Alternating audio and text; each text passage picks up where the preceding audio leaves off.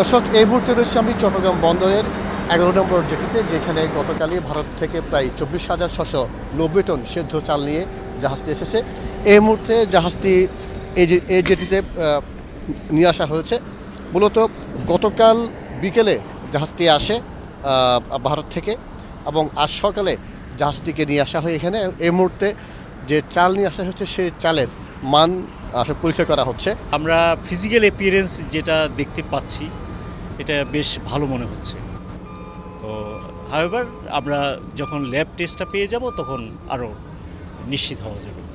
অবশ্যই আপনি জানেন যে সরবরাহ যখন বাড়বে তখন তো বাজারে অবশ্যই এটা একটা পজিটিভ ইম্প্যাক্ট হবে, যে বাজারটা যাতে স্থিতিশীল হয় সেই লক্ষ্যেই কিন্তু এই বাইরে থেকে ইম্পোর্ট করা। আপনারা জানেন যে আমরা কিন্তু অভ্যন্তরীণ সোর্স থেকেও আমরা চাল সংগ্রহ করছি।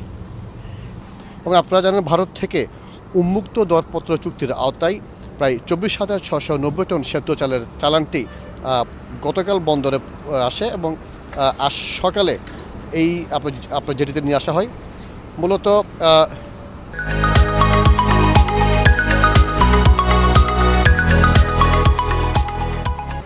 এমভি টানিস ড্রিম নামের জাহাজে মোটামুটি চাল আমদানি করা হয়েছে, এবং অন্তর্বর্তীকালীন সরকারের আমলে ভারত থেকে আমদানিকৃত চালের এটি প্রথম চালান। এই জাহাজে করে এখন 24,690 টন চাল আছে কাকিনাডা থেকে, ভারতের কাকিনাডা বন্দর থেকে আসছে, এবং একটা চালানে 50,000 টন ±5% থাকে।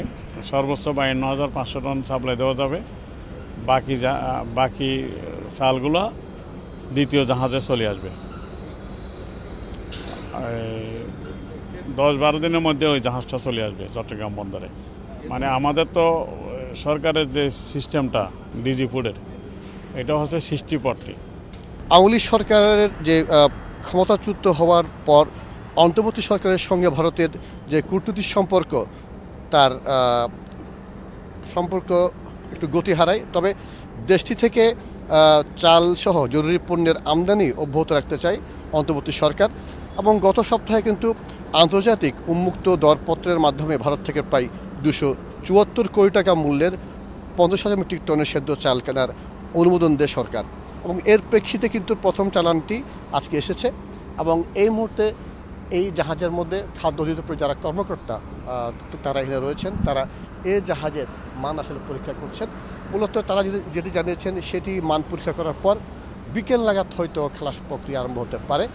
এবং আপনারা দেখছেন এখানে খাদ্য বিভাগে যারা কর্মকর্তা থেকে নিয়ে যারা আমদানিকারক শিপিং এজেন্ট তারা রয়েছেন, এবং তাদের যে মানের যে পরীক্ষা সেটি এই মুহূর্তে চলছে।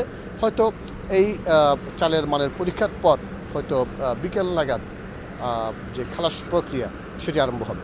তো এই ছিল আমার কাছে চট্টগ্রাম বন্দর থেকে খবরাখবর।